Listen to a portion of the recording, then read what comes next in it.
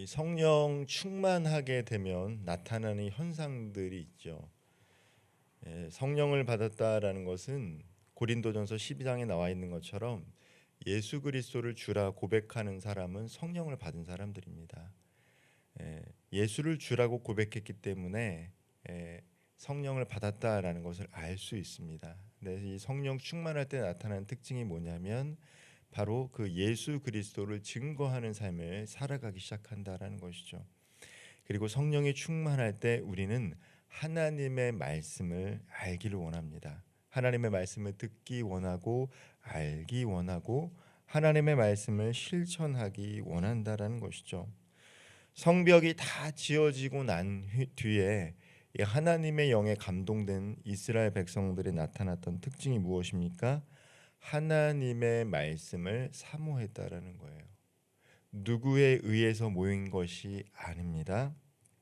그들은 다 뿔뿔이 흩어졌는데 그들이 수문 앞 광장에 모인 것은 누가 모여서라기보다는 하나님의 말씀을 듣기 원해서 그들이 스스로 모였다라는 것을 알 수 있습니다.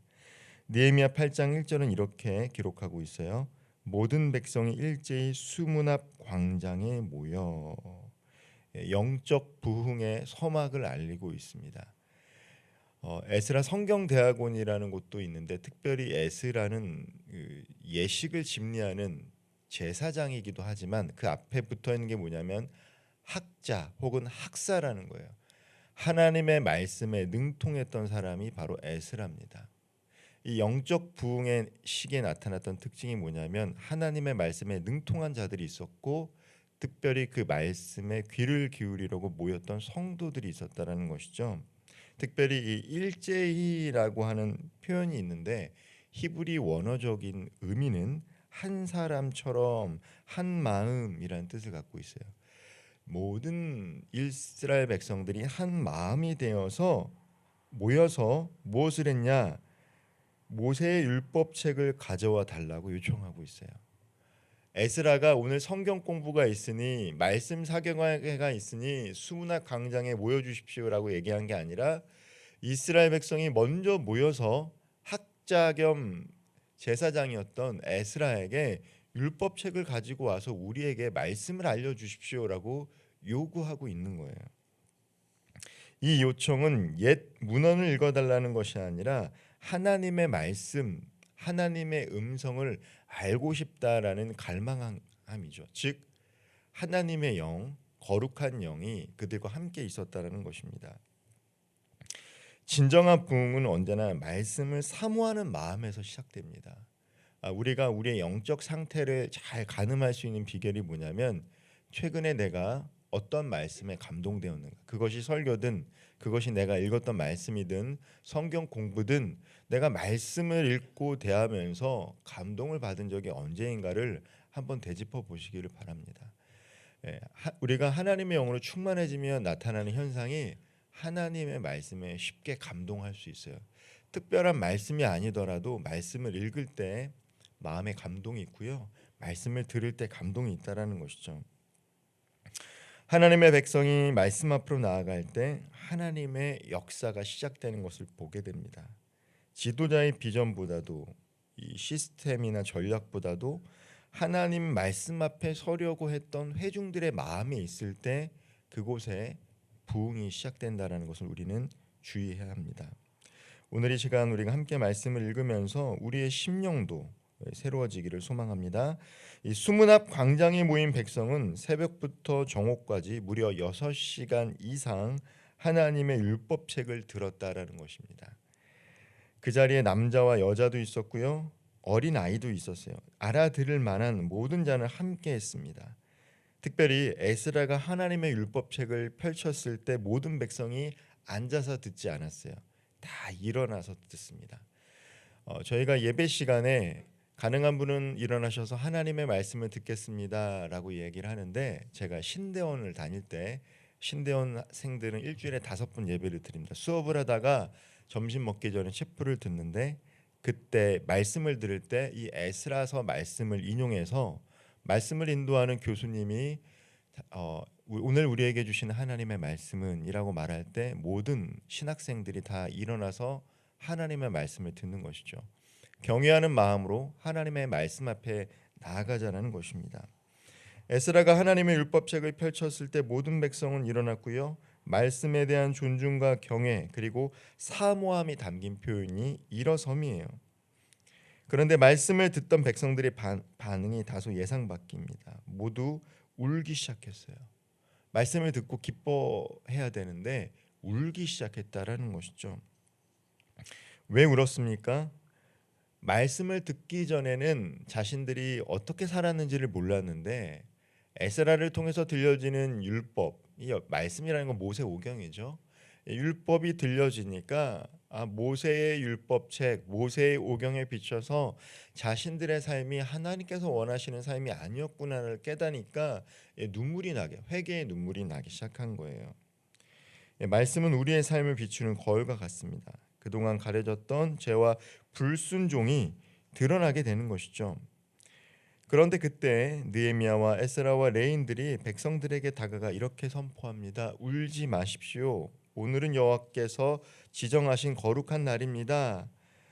여호와로 말미암아 기뻐하는 것이 당신들의 힘이 되어야 됩니다라고 느헤미야가 이야기하고 있어요.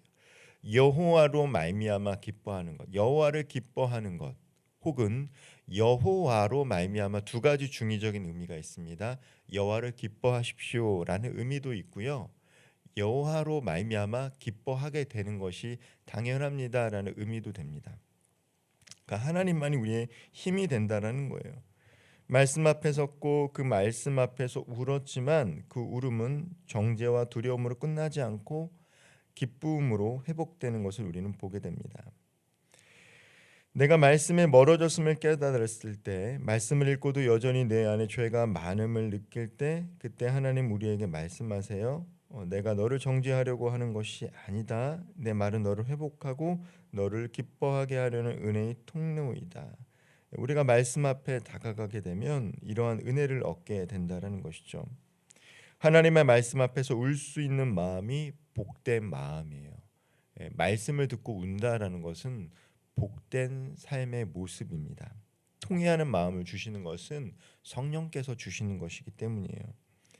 그러나 우리는 눈물로 끝나는 것이 아니죠. 눈물 이후에 오는 하나님의 기쁨, 그것이 복음의 능력입니다. 우리가 말씀 앞에서 늘 울면 안 되죠. 우리 삶이 하나님으로 말미암아 말씀으로 말미암아 힘을 얻어야 한다는 것입니다. 느헤미야 8장 후반부로 가면 말씀을 들은 백성들이 그 다음 날 다시 모입니다. 이번에는 백성의 지도자들, 제사장, 레인들이 함께 모여 더 깊이 말씀을 연구하기 시작합니다. 그리고 그들은 율법책에서 초막절의 규례를 발견하게 돼요. 오랫동안 초막절을 지키지 못했다라는 것이죠.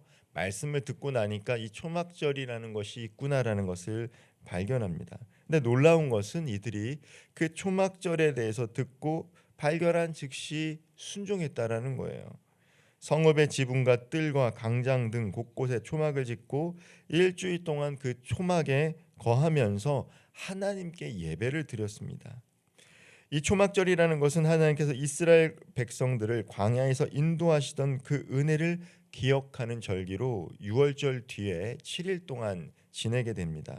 오늘날 이스라엘 백성들은 아파트 베란다에다가 나뭇가지를 놓고 여전히 초막절을 짓고 있어요. 매우 중요한 절기예요.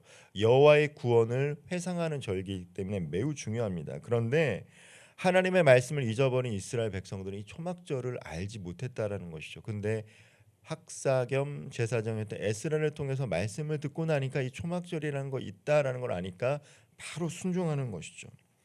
특별한 은혜는 무엇입니까? 그들이 매일같이 율법책을 낭독했다라는 거예요. 회복이라는 건 무엇입니까? 한 번의 감정적인 눈물로 끝나는 것이 아니라 매일 지속적으로 말씀 앞에 서는 삶, 그것이 진정한 회복이다라는 것을 오늘 에스라 8장은 우리들에게 증거하고 있습니다. 17절 말씀은 이렇게 기록하고 있어요. 여호수아 때로부터 그날까지 이스라엘 자손 이와 같이 행한 일이 없었으므로, 여호수아 이후로 이렇게 초막절을 지켰던 일, 말씀 앞에 바로 섰던 일들이 없었다라는 거예요.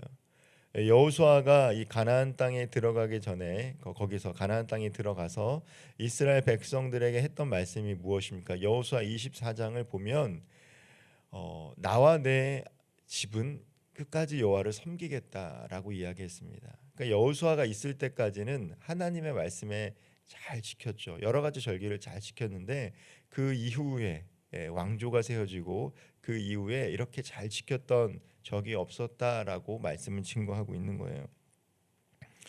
초막절을 말씀대로 지키고 말씀을 낭독하며 온 백성이 순종하는 것, 에스라는 모세가 신명기 31장에 명령한 그 말씀을 실제로 실천한 인물로 기록됩니다. 이처럼 말씀을 듣는 것, 그것은 그것으로 끝나는 것이 아니라 순종의 반응이 오게 되고요. 그때 비로소 부흥의 열매가 맺는 것이에요. 사랑하는 성도 여러분, 오늘 우리가 말씀을 듣고 기뻐한다라면 그 말씀을 듣고 말씀에 이런 의미가 있었구나. 새롭다. 이것으로 그치는 것은 우리 삶에 변화를 주지 못합니다. 그 말씀이 내 삶을 변화시킬 수 있어야 돼요. 오늘날 얼마나 좋은 말씀이 있습니까? 예전에는요, 부흥의 강사가 오면 그것을 녹음해서 카세트 테이프를 듣거나 그 이후에는 MP3 파일로 들어야 돼요. 그런데 지금은 어떻습니까? 유튜브만 틀면 정말로 명설교가의 설교를 하루 종일 들을 수도 있어요. 그럼에도 불구하고 이전보다 한국 교회가 이 나라와 이 민족이 영적으로 부흥했습니까? 그렇게 말하기가 어렵다는 것이죠. 그 이유는 무엇입니까? 말씀이 없어서라기보다는 말씀 앞에 나아가고자 하는 마음이 많이 식었기 때문이에요. 그 말씀을 듣는 것, 인사이트 있는 말씀, 새로운 말씀 듣는 것도 중요하지만 익숙한 말씀을 지키며 살아가야 되는데 그렇지 못하다라는 것이죠. 순종이 없는 감동은요, 삶을 변화시킬 수 없다라는 것입니다. 순종으로 이어질 때 우리 삶에 감동도 있고 회복도 더해지게 되는 것이에요. 말씀을 마무리하겠습니다. 진정한 회복은 하나님의 말씀 앞에 바로 서는 거예요. 이스라엘 백성은 성벽을 재건했지만 진짜 회복은 수문 앞 광장에서 일어난 말씀 사경회를 통해서 시작되었습니다. 그들은 말씀을 요청했고 말씀을 들었으며 울었고 다시 일어나 기뻐했습니다. 그리고 그 말씀을 실천했습니다. 오늘 이 모습이 바로 저와 우리 성도들에게 회복되어야 될 모습일 줄 믿습니다. 오늘날 한국교회, 우리의 가정, 나의 신앙이 회복되기 위해서는 다시 말씀 앞으로 온전히 나아갈 수 있어야 돼요. 말씀이 없는 열심은 오래 가지 못합니다. 말씀이 없는 중심은 무너지게 되어 있어요. 오늘 이 새벽 다시금 우리가 말씀 앞에 나아가 하나님 앞에 바로 설 수 있도록 결단했으면 좋겠습니다. 다시 수문 앞 광장으로 나아갔으면 좋겠습니다. 말씀을 읽고 듣고 울고 기뻐하고 순종하는 그 길 위에, 그리고 그 인생 위에, 그 가정 위에, 그 교회 위에, 그리고 그 나라와 그 민족 위에 하나님께서는 반드시 회복의 역사를 이어가게 하실 줄 믿습니다. 오늘 그 회복이 우리의 삶 가운데 임할 수 있도록 우리의 무뎌진 마음을 하나님의 말씀 앞에 나아감으로 말미암아 주님이 주시는 은혜를 누리며 살아갈 수 있는 저와 우리 모든 성도님들 되기를 주님의 이름으로 축원드립니다. 기도하겠습니다. 사랑과 은혜가 풍성하신 하나님, 이스라엘 백성들처럼 우리 또한 하나님의 말씀을 사모하게 하여 주옵소서. 성령 하나님, 우리의 심령 가운데 여호와를 경외하는 마음을 주시고 성령 충만함으로 하나님의 말씀 앞에 바로 설 수 있도록 도와주옵소서. 말씀을 들을 때 회개의 영이 임하게 하여 주시고, 말씀을 들을 때 복음의 기쁨이 회복되게 하여 주시고, 말씀을 들을 때 순종하고자 하는 믿음을 더하게 하심으로 말미암아 우리 개인의 삶과 우리 가정과 우리 교회와 이 나라와 이 민족 가운데 회복의 역사가 임할 수 있도록 오늘도 우리가 수문 앞 광장에 나아갑니다. 겸손한 마음으로 나아갑니다. 하나님, 오늘 하루도 우리들에게 말씀하실 때에 그 말씀을 듣고 순종할 수 있도록 우리와 동행하여 주옵소서. 예수님의 이름으로 기도하옵나이다. 아멘.